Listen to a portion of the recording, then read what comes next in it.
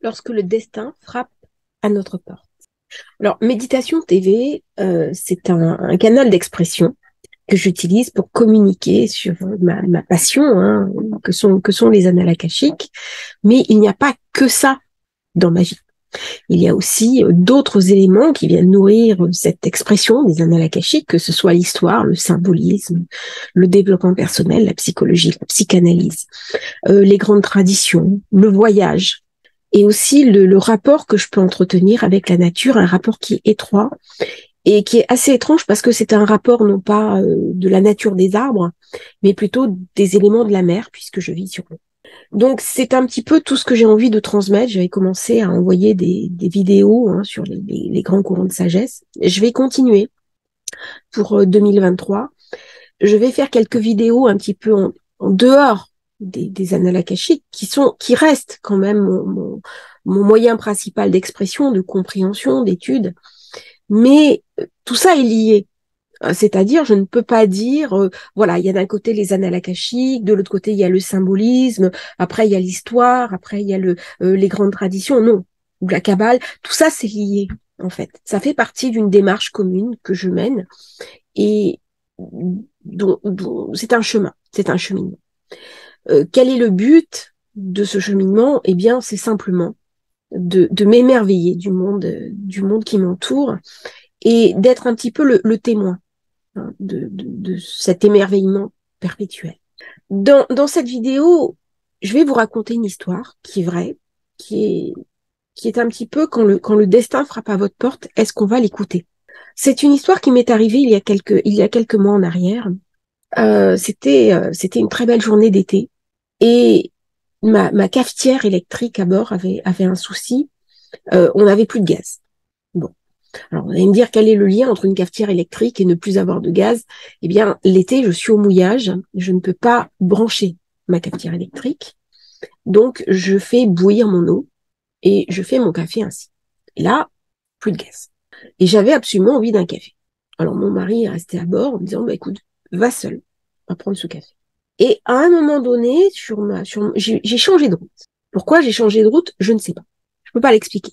C'était comme un appel intérieur. Et en général, c'est quelque chose que vous devez connaître. Pourquoi vous allez prendre telle route plutôt que telle autre? Pourquoi vous allez prendre tel chemin plutôt que tel autre? On ne sait pas toujours. On est appelé quand on est branché au quotidien. Et à un moment donné, je me suis arrêtée devant un café en bord de mer où il y avait personne, à part un Anglais qui discutait avec une serveuse. Et j'avais envie d'être dehors. C'était la seule table qu'il y avait. Donc j'ai demandé si je pouvais m'asseoir là. On m'a accueilli très gentiment. Et j'ai demandé à la serveuse si elle pouvait me faire un café. Elle me dit, la machine est en panne. Qu'est-ce que je peux vous faire d'autre? Je dis, je veux absolument un café. Donc, elle a bataillé pour me faire mon café. Elle s'est arrangée. On a trouvé une solution. Je lui ai dit, si vraiment c'est trop compliqué, vous me ferez un thé, mais j'aimerais vraiment un café. Elle m'a servi ce café et elle m'a dit, la machine peut rester chauffée peu de temps. Donc, si vous en voulez un autre, faut me le dire tout de suite. Donc, j'ai immédiatement commandé un deuxième café. Et nous nous sommes mis à discuter. Le garçon était un Norvégien. Elle était espagnole, mais elle parlait un anglais irréprochable, et moi française. Et à un moment donné, cette jeune femme m'a dit, mon rêve, c'est d'aller travailler en Corse. Et il m'est apparu à ce moment-là quelque chose. Je la voyais en Corse travailler sur des bateaux. Et j'ai attendu un petit moment. Et quand je suis allée payer, je lui ai dit, écoutez, voilà, j'ai quelque chose à vous dire. Euh, je vous vois travailler sur des bateaux et je vais vous donner des contacts. C'est une femme qui est une jeune femme qui est assez jolie, qui est ravissante, mais ravissante pas physiquement. Elle est ravissante au plan de l'intérieur. Une énergie incroyable, une joie de vivre stupéfiante, un enthousiasme débordant.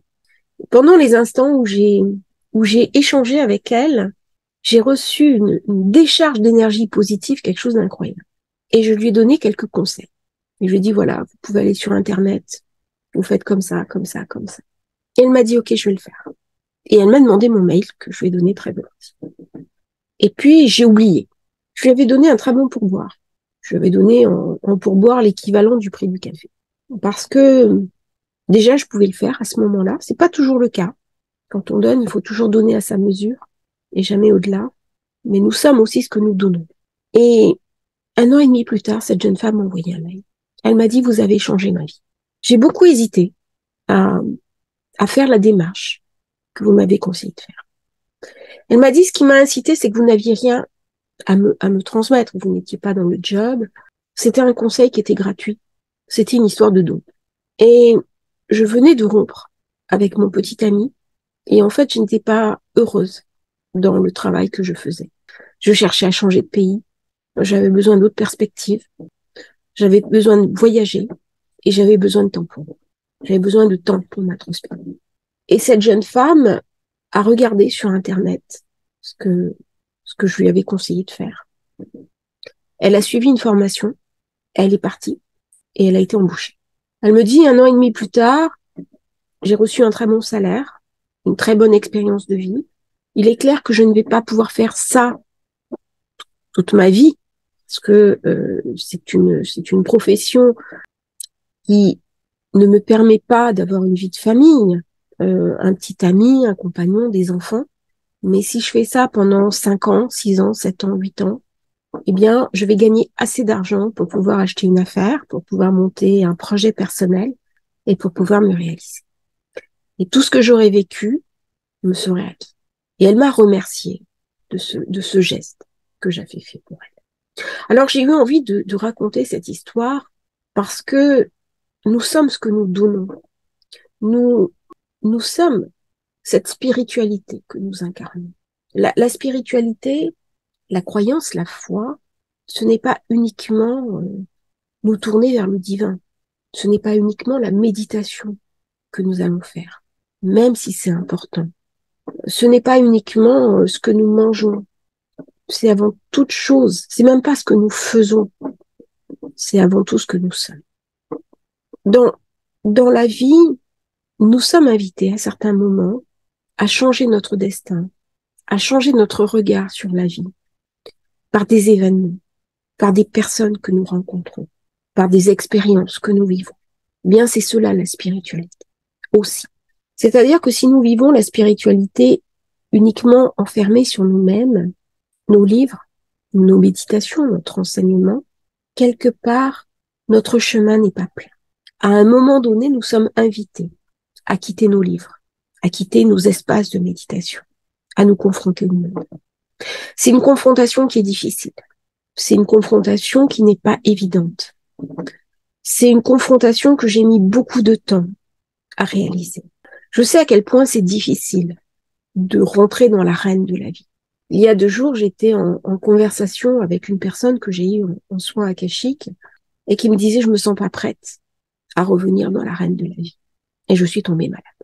Et au lieu de lui dire « mais c'est terrible, vous tombez dans la nuit sombre de l'âme, vous êtes dans une mauvaise période », je lui dis « c'est génial. Vous rentrez dans la crise, c'est génial ». Alors, elle m'a écoutée un petit peu interloquée. J'ai dit parce que quand on rentre dans la crise, c'est qu'on va pouvoir en sortir. Les crises, elles sont nécessaires. Les crises, elles sont nécessaires pour comprendre que la spiritualité, eh bien, c'est aussi une invitation à incarner dans la vie cette spiritualité. Le monde de l'en haut, il nous invite à l'incarner dans notre vie. Et à certains moments, nous allons être la voix du destin. Que j'ai dit à cette jeune femme, pourquoi je l'ai dit à ce moment-là, ce n'est pas moi qui l'ai choisi. C'est une voix à l'intérieur de moi, qui a été portée par ma bouche. Mon chemin, à moi, ça a été de me rendre capable de recevoir ces impulsions. Lorsque je suis en rendez-vous akashique, par exemple, lorsque je suis en rendez-vous thérapie, quelle que soit la forme des coachings ou des thérapies que j'anime, que je conduis, il y a une partie de moi qui vient des connaissances que j'ai acquises. Il est certain que j'ai un bagage de connaissances, que ce soit l'analyse transactionnelle, que ce soit la PNL, que ce soit la sophrologie, que ce soit le behaviorisme, les techniques d'Assagioli, du rêve éveillé dirigé, ou de la méditation active. Tout ça, c'est un bagage de connaissances. Mais ce bagage de connaissances, il est coupé de la spiritualité. Donc nous, en tant qu'êtres qui avons conscience que nous sommes une âme qui est venue en voyage sur Terre, eh bien, il nous appartient de refaire ce lien et de faire descendre l'étincelle de l'âme dans les techniques que nous utilisons.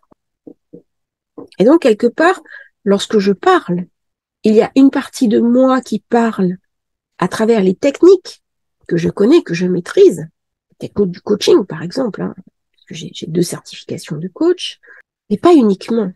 Il y a aussi une partie de la reliance avec le sacré, une partie de reliance avec la source. C'est-à-dire qu'il y a, mon discours, il est double.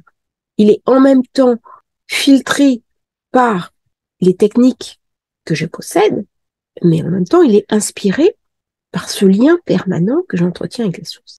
Ce lien, il ne cesse pas quand j'arrête mes rendez-vous. Il perdure au-delà. Et donc, cette jeune femme, elle ne m'avait rien demandé. Après coup, je me suis dit, j'ai peut-être eu tort de parler comme ça. Je me suis senti le droit d'interférer sur son destin. Qui suis-je? Qui suis-je pour lui avoir ouvert la porte? Pourquoi je l'ai fait? Ce n'était pas de l'orgueil. C'est qu'à un moment donné, il y a une petite voix qui m'a dit, parle-lui. Il y avait eu un signe. Il m'avait dit, mon rêve, c'est d'aller vivre en Corse. Est-ce que vous connaissez? Et je lui ai dit, ma grand-mère était corse.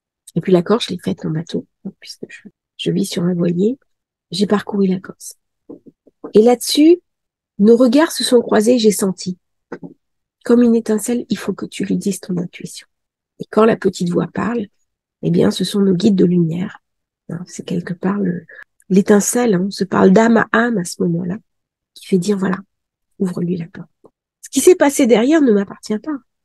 C'est elle-même qui a fait ses choix. Elle a découvert des choses. Elle a expérimenté des choses. Elle a eu envie d'aller plus loin qu'une simple discussion de comptoir. Nous ne sommes pas responsables des autres.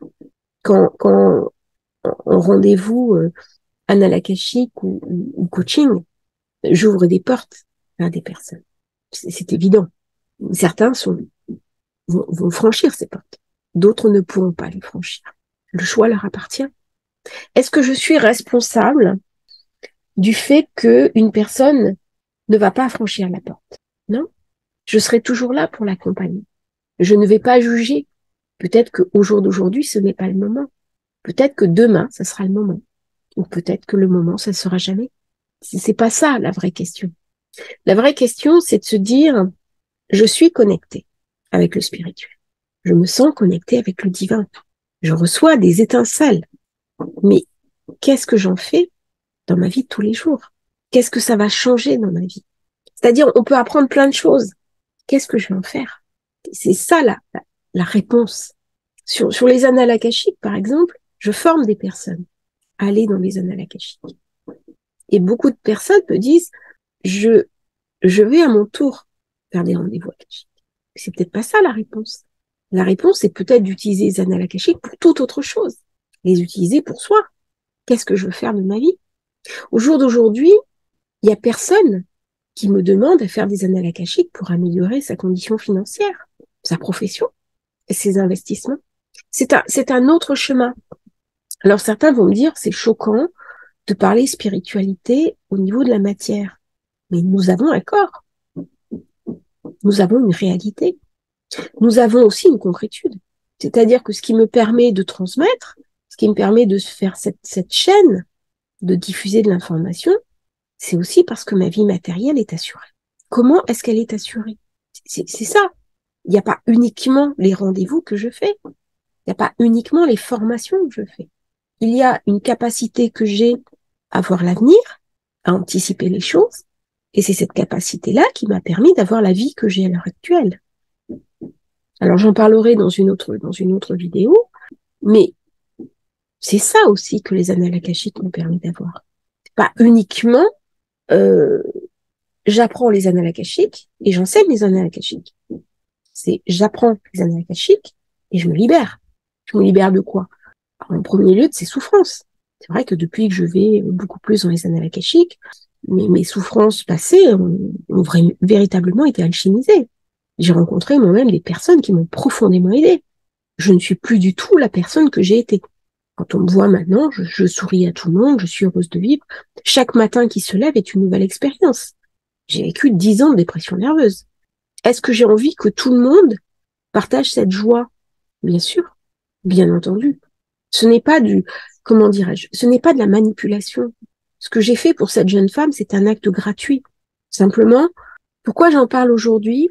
Parce qu'aujourd'hui, je suis retournée dans son café et j'ai pensé à elle. J'ai pensé à ce mail qu'elle m'avait envoyé il y a quelque temps. Comment nous pouvons changer, parfois, le destin de certaines personnes. Et puis, comment certaines rencontres ont pu changer notre destin. Eh bien, là aussi, certains vont me parler des anges, vont voir des plumes sur la route. Personnes qui m'ont dit, oh, tu sais, j'ai ouvert ma porte, j'ai vu une plume. C'est génial. On a une présence angélique. Mais c'est magnifique de savoir que nos anges, nos guides sont là, que notre âme, elle est éternelle. C'est une âme de cristal. Mais qu'est-ce que je vais faire de cette compréhension? C'est ça la question. J'ai trouvé une plume par terre. Quelque chose m'est dit, mais racontez. Ton ange est là. Mais comment ça va changer ton destin?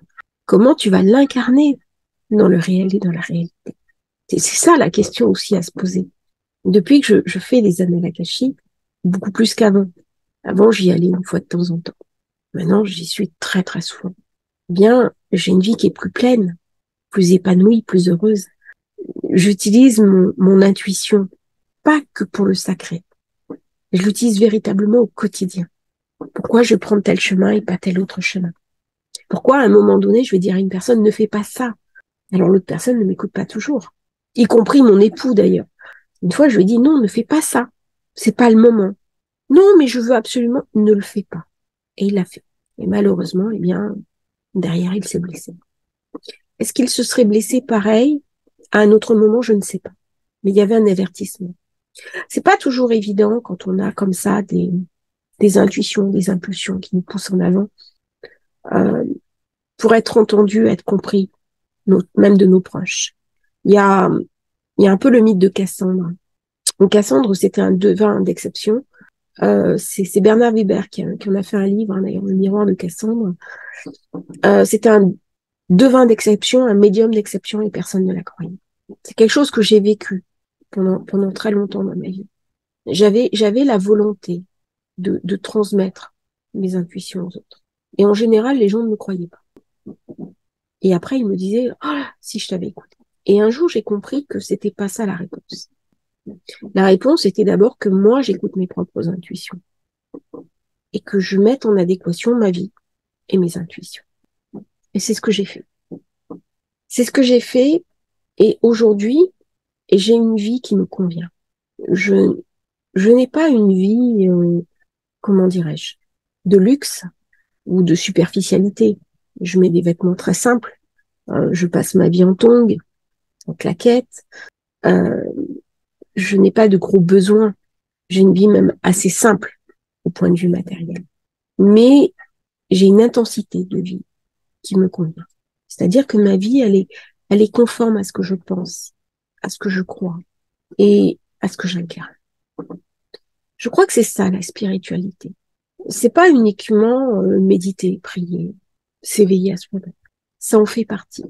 Mais à un moment donné, on est invité à dépasser cet éveil à soi-même pour devenir quelque part un chemin qu'on va parcourir, mais où on va diffuser ce qu'on est. J'ai un mot qui me vient souvent, qui est émaner, l'émanation. L'émanation, c'est ce que j'ai fait avec cette jeune. C'est-à-dire, à un moment donné, ces corps énergétiques sont rencontrés en synergie avec les miens, et j'ai ressenti que j'ai une empathie profonde. Hein. J'ai des filtres aussi qui viennent du travail énergétique que je fais, des chakras qui sont ouverts chez moi. Et donc, son énergie s'est mise en empathie avec moi. Ce n'est pas toujours le cas. Mais j'accepte de rentrer comme ça naturellement en empathie avec d'autres personnes pour que l'échange soit positif. Et là, j'ai senti qu'elle n'était pas à sa place, qu'elle avait des difficultés là où elle était, et que je pouvais lui apporter quelque chose. C'était un don purement gratuit. Eh bien, quelque part, ce à quoi nous sommes invités, c'est cela. C'est à devenir la voix, non seulement pour nous, mais aussi pour les personnes que nous rencontrons. Et cette jeune femme m'a envoyé ce message pour me dire tout n'est pas facile, tout n'est pas évident. Je travaille beaucoup, des fois je suis épuisée, des fois je pleure, mais je ne regrette pas. C'est ça la sagesse de la vie. Je vous remercie de m'avoir écouté et à demain pour une nouvelle transmission.